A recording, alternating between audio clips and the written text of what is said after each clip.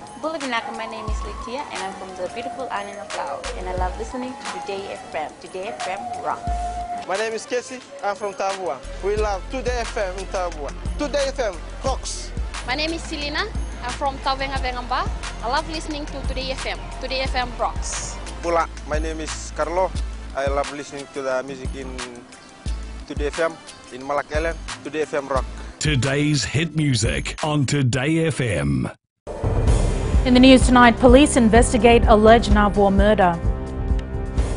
NFP leader says Auditor General spoke out of turn on 2016 reports and new Mahogany licenses issued. From the studios of FBC Suva, Jackie Spade. A man believed to be in his 30s died in Navua overnight after an apparent argument. FBC News spoke to an eyewitness who alleged the victim was hit with a stick when an argument broke out during a drinking session with two other men. Savaira Tambor reports. The place where the alleged incident took place is a 5-minute drive from Navua town.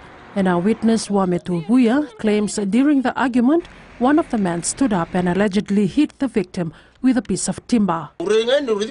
So one of the men, Kiriti, take a piece of timber and hit the victim's head. At that time, I took my granddaughter away from the scene as she was shivering. According to a second eyewitness, he informed the victim's wife that her husband was at the Navua hospital. Wife in the school for the parents' day. Then I went and tell her, your husband in the hospital. And she said, yeah, it's okay. Police have confirmed a post-mortem will be conducted tomorrow. The two men alleged to have been involved remain in police custody. Savaira Tambua, FBC News. The National Federation Party agrees the errors and anomalies discovered in the 2016 Government Financial Audit Report should be addressed. However, the party disagrees with the process involved. The NFP claims the revelation made by Auditor General Ajay Nandi yesterday was not his responsibility, but that of the Public Accounts Committee. Akusita Tale has more on this. Whose job is it to call out errors in the Auditor General's report after it's tabled in Parliament? According to the NFP leader, it's the job of the Public Accounts Committee. The errors must have been corrected or should have been corrected. If there are errors, the Auditor General's office must go to the Public Accounts Committee. The Parliament, the Speaker of the Parliament has referred the report to the Public Accounts Committee. The NFP also questions the Ministry of Economy's responsibility in scrutinizing the audited reports. The Ministry of Economy had the opportunity to make their comments to the Auditor General's report when those reports were submitted to the Ministry of Economy. And it was the Minister for Economy who brought the report and presented it to Parliament. Prasad is calling on PAC Chairperson Ashnil Sudhakar to ensure the right process is followed. Honorable Sudhakar must get down and do his job, and he should tell the Auditor General and the Ministry of Economy that if they want to correct anything in the 2016 report which has been presented to Parliament, they should appear before the Public Accounts Committee. That's what Mr. Sudhakar should say and not sidetrack the issue.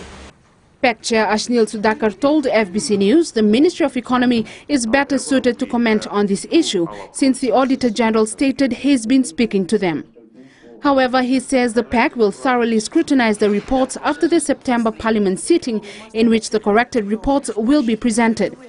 Meanwhile, Minister for Economy Ayaz Sayed Qayyum told FBC News he will not comment on the matter. Akusita Tali, FBC News.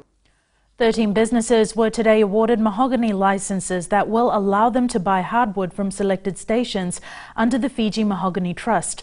Prime Minister and Chair of the Mahogany Industry Council, Vorengem Bainimarama, while issuing the new licenses, said significant reforms within the sector will ensure better accountability. Maggie Boyle reports. Since 2010, reforms within the mahogany industry have been ongoing. 8 years later, and it appears the right mix has been reached. There is no room for corruption. There is no room for unscrupulous behavior such as backroom deals or enticing landowners with sweet deals, but that will ultimately be at the detriment of the landowners and the industry itself. There are a number of key sector changes which has led to these 13 companies being issued with a license. With these new licenses, FHCL has the flexibility it needs If a license holder is unable to possess his or her allocated quota within 24 hours, the allocation is offered to the other license holders according to their ranking. For the Fiji Sawmillers Association, today's initiative goes miles towards private sector development. There is not one single license holder holding a monopoly over any particular grade. So it can be shared amongst other people, and if somebody's not buying it, then the next person is ready, and then there's a buyer's pool as well. So in other words, there is always a buyer ready for the product or for the mahogany logs. With hardwood the country's third largest export commodity, Bainimarama reminded the licensees that value adding was key to the sector's growth. Maggie Boyle, FBC News. A number of lower court magistrates need to learn about court etiquette. This was stated by the Attorney General at the Fiji Law Society convention in Singatoka this morning. Ropate Valeme reports. Attorney General Ayesed Kayum says there have been reports of bad etiquette by a lot of magistrates. Some of the rulings that have come out from the magistrates, some of them are actually quite unbelievable about certain decisions being made, having to buy food from a particular outlet as a form of redress. Syed Kayum says more training is needed for magistrates and future magistrates. There's also a plan to increase the cadre of magistrates because courts are getting a lot of cases. He says there's a need for lawyers to have an independent process to make sure they adhere to standards. Between 2009 and 2017, there have been a total of 2,481 complaints received by the Legal Practitioners Unit. 96 cases were brought before LSC, of which 39 were successfully prosecuted, 11 lawyers have been suspended, and 5 have been disbarred. Fiji Law Society President Lauren Varasi says ethics plays a big part in legal profession. Because in the practice you have black or white, the lawyers are either black or white. But there are the grey areas, and this is where lawyers do get into trouble, and that can be a challenge as well. Lawyers have also been reminded of the tools of using English language in court for both written and spoken submissions. The Attorney General says the quality of English has diminished over the years. Rapate Valime, FBC News. A taxi driver alleged to have caused the death of a 30-year-old man in Valilevu last weekend appeared in the Nasinu Magistrates Court this morning.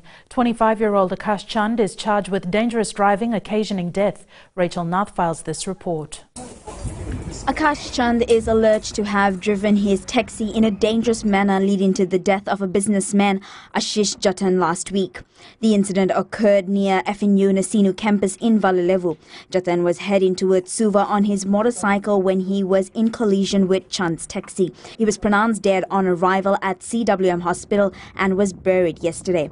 In court this morning, the police prosecution served a full-face disclosure and sought restricted bail conditions. Chand was granted bail with a bond of $500 and presented 2 sureties. A stop departure has been issued and the accused is ordered to stay at his fixed address in Vatuanga. The court has ordered the accused to not re-offend or interfere with any witnesses.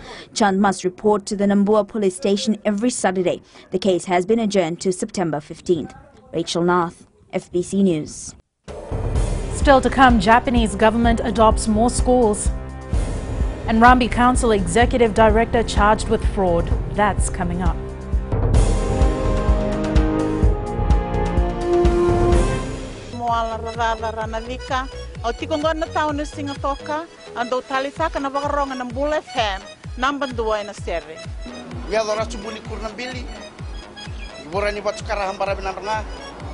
Total takinan na warungan ng Bula FM, number 2 en serie. Bula! Bula FM, number 2 en serie.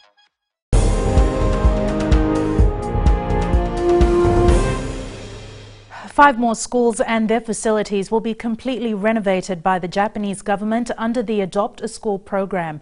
Prime Minister Vorengem Bainimarama says the program has been performing well, with schools getting the assistance they need in the wake of Cyclone Winston. Maggie Boyle tells us more.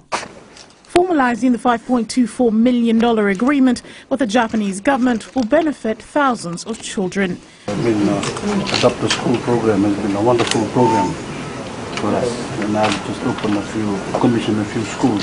The schools that will be assisted are spread across Ba and Tailevu.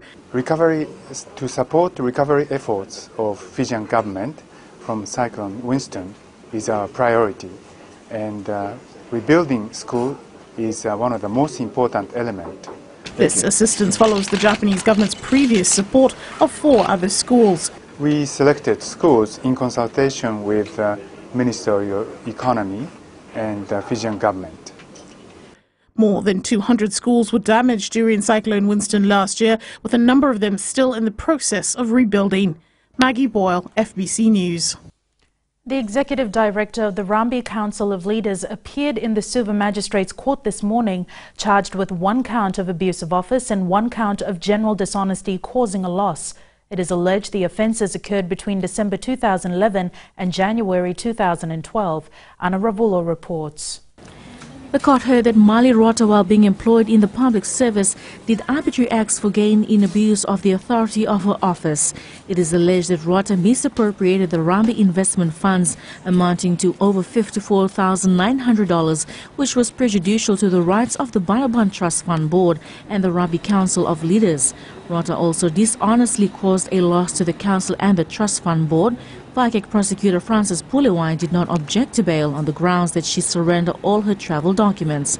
The magistrate ruled that Rota will pay $2,000 bail with surety. She has been ordered not to reoffend, and a stop departure order has also been issued against her. The case will be recalled on the 5th of next month. Anna Ravulo, FBC News.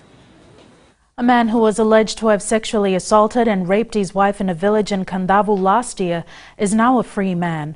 Vilive Vela was acquitted today when the judge ruled he did not find the complainant's evidence reliable. The judge said the complainant was not clear in her statement whether she was assaulted or not, or whether the alleged rape offence took place during the day or night. The judge also pointed out that it took a long time for the woman to file the report, and she also admitted during the trial that she lodged the complaint because her brother forced her to do so. Following his acquittal, Vela told FBC News that he is glad with the court's decision and he will now spend more time with his 6 children. There was a crew exchange between the HMNZS Hawe and the HMNZS Taupo at the Fiji Navy headquarters today. The exchange sees the old crew of Hawe leaving the country after welcoming the new crew from New Zealand. Anna Ravulo reports. Since their arrival in March this year, the HMNZS Hawe crew has achieved a lot despite many challenges. I am the most proud of the achievements that the current ship's company. It's seen Hawe as the first inshore patrol vessel to deploy overseas and achieve the work we have completed during Operation Wassa Wassa, working alongside our Fijian partners. This includes 8 patrols, 378 inspections, 69 infringements, and has involved mutual training and camaraderie built with our Fijian Navy counterparts. The new command of the HMNZS Hawe says they're looking forward to learning as much as they can from the Fiji Navy. We have an exciting few months ahead, full of challenges. Together, all of us, we will learn, we will grow, and we will develop. The old Hawe crew will depart in a few days, while the new crew brings in 28 Navy SEALs ready to work with the Fiji Navy for the next 2 months. Anna Ravulo, FBC News. Ahead in sports with Jamie, Fiji under-20 side eyes promotion, but up next is Rachel with business. Thanks, Jackie. Good evening, and coming up in business tonight. Inflation rate remains low, says RBF. And in Going Fiji, FRA explains safety measures. Stay with us.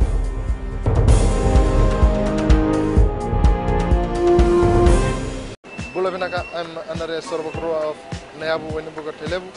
whenever I want to tune in to listen to great music, I always tune in to my favorite radio station, Gold FM, only the classic. My name is Lita. We love listening to Gold FM here at the Fiji Hideaway Resort and Spa. Gold FM, only the classic hits. We're here at Tano Waterfront, Lautoka. Lovely.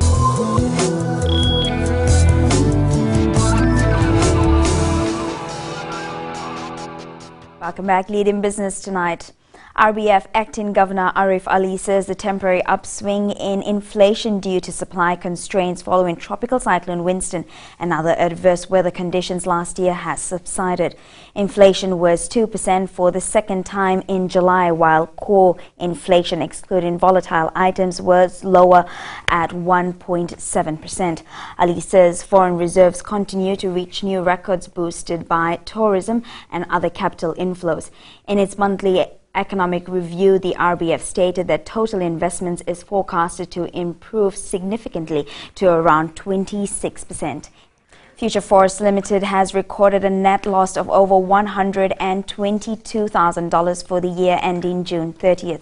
This is an improvement compared to the last financial year when the company recorded a net loss of over $5 million. The previous year's loss was mostly due to write-downs of biological assets as a direct result of impact from Tropical Cyclone Winston. And we now join Savanada from HFC Bank with the latest from the money markets. Vinaka. Let's take a look at the performance of the basket of currencies against which our Fijian dollar is pegged. On a 5-day moving average, despite large daily fluctuations this week, the US dollar has stayed much the same, closing at 0.4845. The Aussie dollar has strengthened by 17 points, and the New Zealand dollar has strengthened by 41 points. Overnight, the United States will release their non-farm payroll, which is expected to drop from 209,000 to 180,000. They also have their average hourly earnings for August, also expected to be down from 0.3% to 0.2%. We shall await next Monday to see the effects of these releases on our financial markets and against our Fijian dollar. That's the news from my end right now. Vinaka. Thanks, Savanada. Looking at today's exchange rates and foreign currencies in the Fijian dollar. The Fijian dollar weakened against the Chinese yuan and the American dollar to close at 3.19 and 48 cents respectively. While closer to home, the Australian dollar also weakened to close at 60 cents and the New Zealand dollar strengthened to close at 66 cents while the PNG Kina closed at 136. As for the commodities market, an increase across the index today as oil prices were up to close at $46.93 a barrel. Gold closed at $1,321 per ounce and silver rose to close at $17.59 an ounce.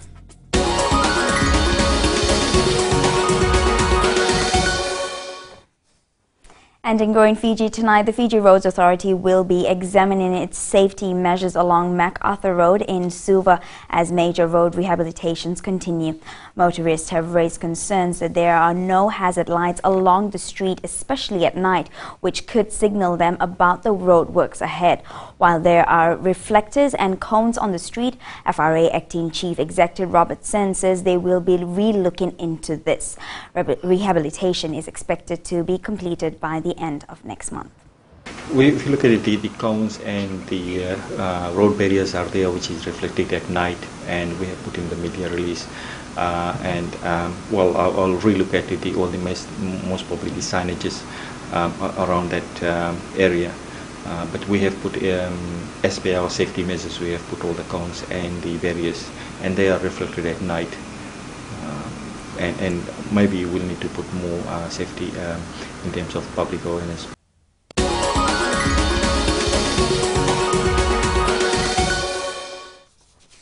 And that brings a wrap to your business news for the week. Now to the latest in sports. Here's Jamie. Thank you, Rachel, and good evening. Up ahead, Matawalu rejoins Glasgow Warriors. And PGFA enhanced grassroots development program. This and more coming up.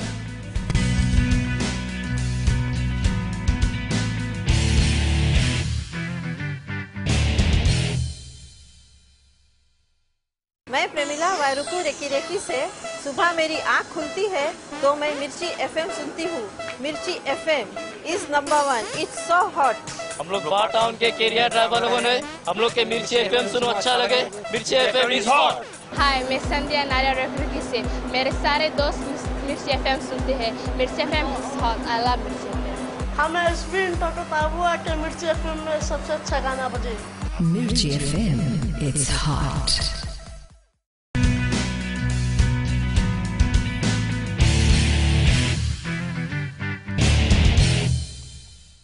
The Fiji Airways Drua side has named the strong lineup for its debut in Australia's National Rugby Championship against Brisbane City.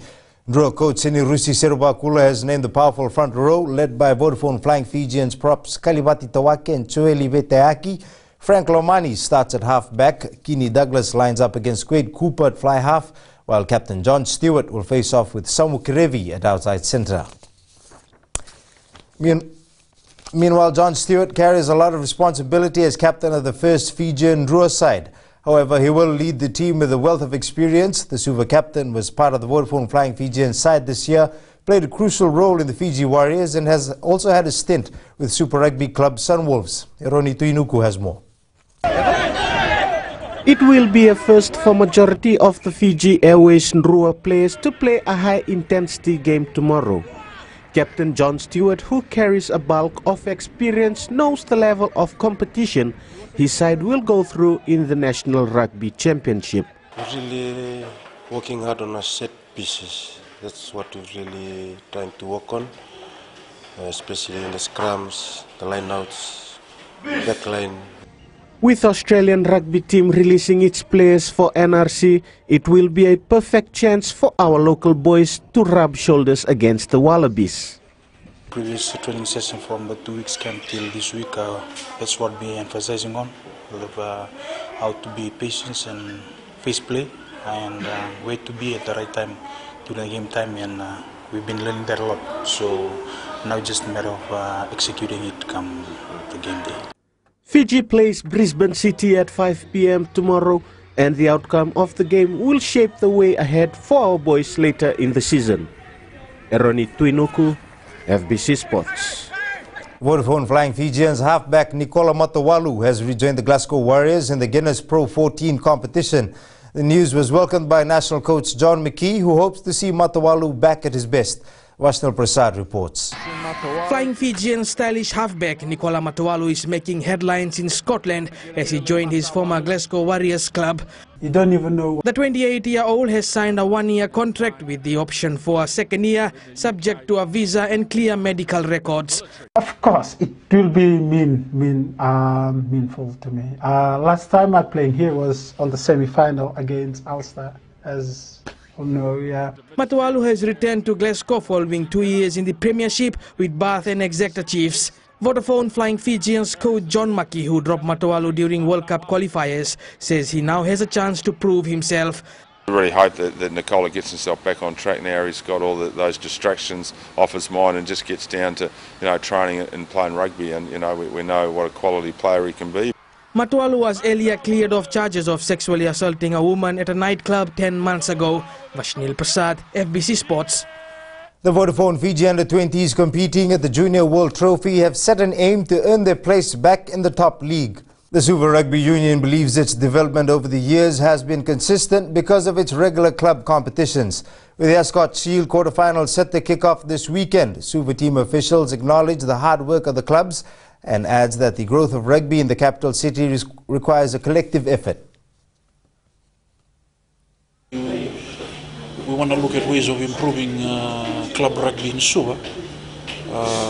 I'd say the real improvement is in what the communities and their players and the club members pour into their own clubs. Isaiah Walker-Leawere scored a try as his Wellington side remain unbeaten in the Mitre 10 Cup Championship after thrashing Bay of Plenty 31-10 last night. The victory moves Wellington 9 points clear at the top of the championship table. Vodafone Fiji football coach Christophe Gamel is happy with the growing support for the national side and is encouraging more Fijians to back the team as they wrap up preparations to take on Indonesia tomorrow. Although faced with scorching temperatures in the host nation, the Bulla Boys remain confident of a good outing. Christian Rita Omanu has more. Fiji go Bulla Boys. Despite 3 days of intense training under high humidity for our Fijians, the side is relying on support from home. And thank you all Fijian people because I receive a lot of positive wave of energy. They start to believe in this team. With the right backing from Fiji FA, the technical director Ravinesh Kumar says the team is ready for the historic friendly match. I know they will do very well because regardless of winning and losing, as far as they play according to the coach's plan, and that is the possession-based football, because this is not the end of our games. Fiji and Indonesia have met twice in the 1981 and 82 World Cup qualifiers, ending both with draws. But come tomorrow, they'll be out to win in order to create history as they face their hosts at 9 p.m. at Patriot Chandrabhaga Stadium in Bekasi. Kristen Rita Aumanu, FBC Sports. The Fiji Football Association has roped in its technical department to boost its Just Play grassroots development program. 15 technical staff took part in a week-long training program which ended in Suva today and are now ready to engage young footballers around the country. Rohit Deo reports. The recent progress made by the Fiji Football Association is due to the work done at grassroots level, but they will not stop here. It's the 1 hour. We lack into development into the grassroots. That is why when we come at the youth level and we get our under-16 national teams, boys and girls both, the quality of the players, I will say in comparison to some of the other countries, is not that good. The knowledge gained by these participants will be passed on to the young players during the development programs. They will go back now into their own districts and divisions, and they will try to train the players and the coaches as well as to how this new system works. National women's team goalkeeper Lide Wangaliti also took part in the program and says she learned a lot from this training. Learn new things, especially when we work together, because I work under technical department, and it's something new to learn from the grassroots level and just play department. It's, what I can learn is that they deliver social message, but it all relates to football. Similar training programs will be organized in future to pass on the knowledge to many more upcoming footballers. The initiative may seem small, but the Fiji FA knows they need to strengthen its roots for a bright future on the football field. Rohit Deo, FBC Sports. A lot of district and national reps will be in action at the Fiji Police Football IDC later this month. Pools for the event were drawn this morning and organizers anticipate tough competition on both sides of the table. Meli Tavanga has more. The Vodafone Fiji football team goalkeeper Simeone Tamanisau's PS Arius side has been drawn in Pool 2 with Western 1, Headquarters and Eastern side. While the defending champions are expected to have a tough ride, last year's runner-ups Northern has been grouped in a much easier pool with Western 2, Southern 1 and Southern 2. So it's quite fiercely contested over 3 days, and it's quite very similar to the way National IDC, the soccer IDC is played, and it's quite well organized. Meanwhile, Kontiki Finance has given $9,000 assistance to the Fiji Police Football Association. We as Kontiki Finance Limited are very happy to be a participant in helping you maintain that winning streak that I know you're going to have. Police Commissioner Brigadier General Siti Veningilio welcomed the assistance. He says a team will be selected to represent the force at the Sukuna Bowl following this championship. I used to be on the other side of the creek in the green uniform before, but now I have true blue blood in my veins and I wouldn't want to see this team lose. The championship will be held from the 20th to the 22nd of this month at Nasova Ground in Nasese Suva. Melitavanga, FBC Sports. From sports, catch weather later on with Angie, and in new media, Samsung Galaxy Note 8 to hit local market soon. Details after the break.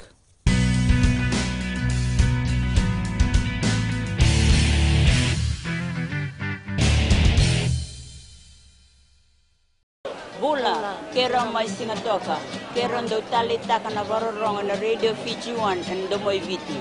Ayaw na rin siya. Kombinasyon mo tikola untuk talit ang radio festival kina Domoy Viti. Kaya ako sila talit, naguraramay na umani, nanronga. Gitu talit lagi yang gitu Venezuela pun nagudurong barong na Radio Fiji 1 ng Domoy Viti. Na Radio Fiji 1 ng Domoy Viti na ponga ni BNN.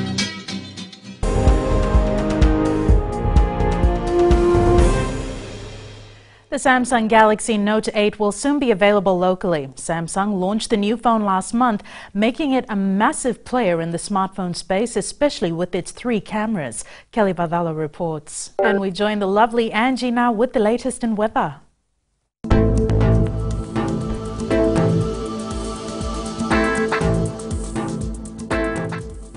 Hello there and welcome to the Weather World. Yes, it's finally Friday where we get to chill out and be least bothered about the next day.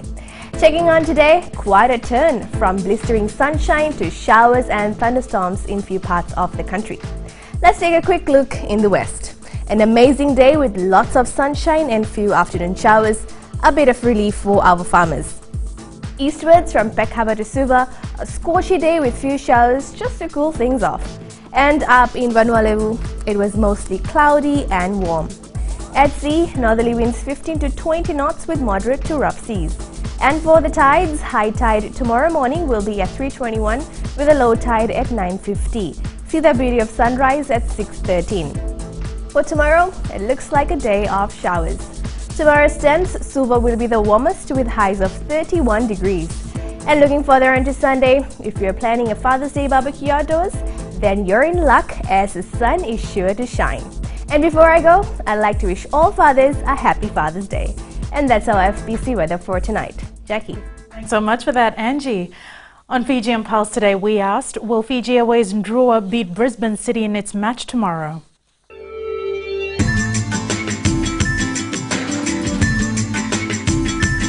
I know that every union has good players in it. So as a Fijian, I can probably say that we can. Fiji team will beat Brisbane because they've got good coach. I think it will be hard for the Fiji team as they play for the first time, but they selected to the player, they should win. Fijian Drua will definitely win tomorrow because we have a good team and I've seen improvements on their game plan.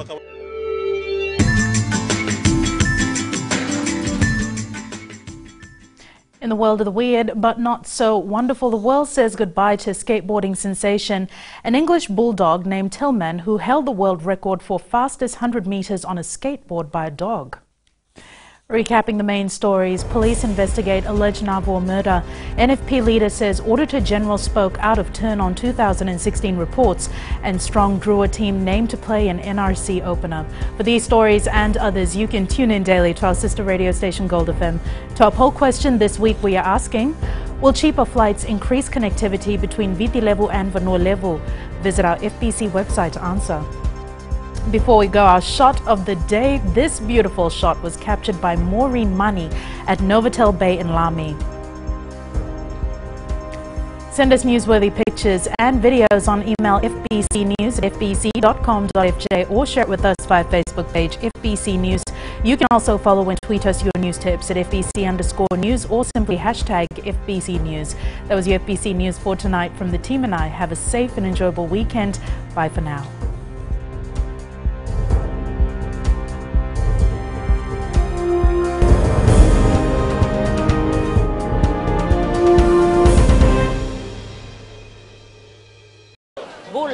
Kera mai singatoka, kera ndo tali taka na varorong na radio Fiji 1 and domoy Viti.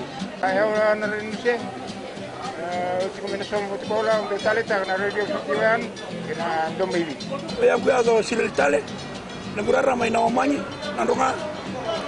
Gitu tali tajiri ang gitu Venezuela, nagudurong varorong na radio Fiji 1 and domoy Viti. Na radio Fiji 1 and domoy Viti na Mahogany ni BNN.